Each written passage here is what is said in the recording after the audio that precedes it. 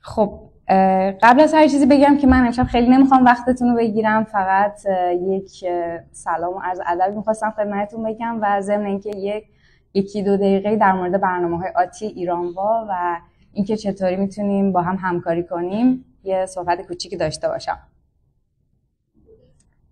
خب همونطور که میدونید ایرانوا یک انجمن نان پروفیت هست و همه کسایی که توی این انجمن فعالیت میکنن از وقت شخصی خودشون میذارن برای این فعالیت ها و بنابراین هر گونه کمک مادی و معنوی شما میتونه برای ما خیلی ارزشمند باشه و به پیشبرد اهداف ما کمک بکنه که در نهایت همون در واقع افزایش کیفیت سرویسی که به کامیونیتی ایرانی میخوایم بدیم که این کمبود رو احساس میکردیم و دلیل اینکه داریم این کار انجام میدیم الان همین هست و خیلی خیلی ممنون از استقبالتون، واقعا برای ما دلگرمیه. خب روش هایی که شما میتونید با ما همکاری بکنید،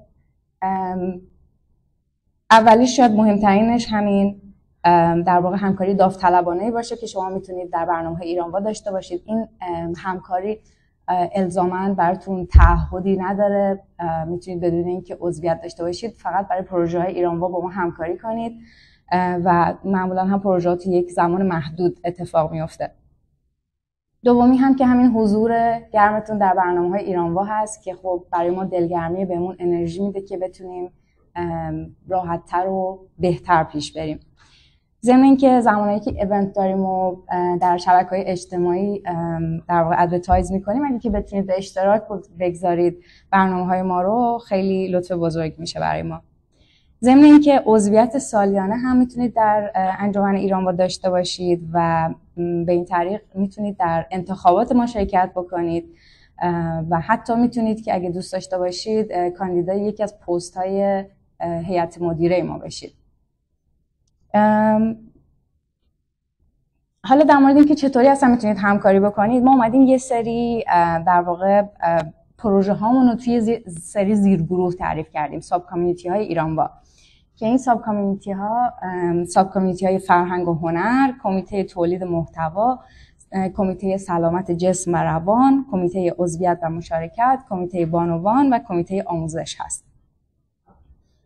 که هر کدوم از شما اگه که حالا استعداد خاصی توی زمینه خاصی دارید یا اینکه مثلا علاقه دارید به کار گروهی یا اینکه به هر حال پشن نمیدونم هر جوری فکر می‌کنید میتونید به ما کمک بکنید، متشکرم میشیم که اگه این کمک رو دریغ نکنید.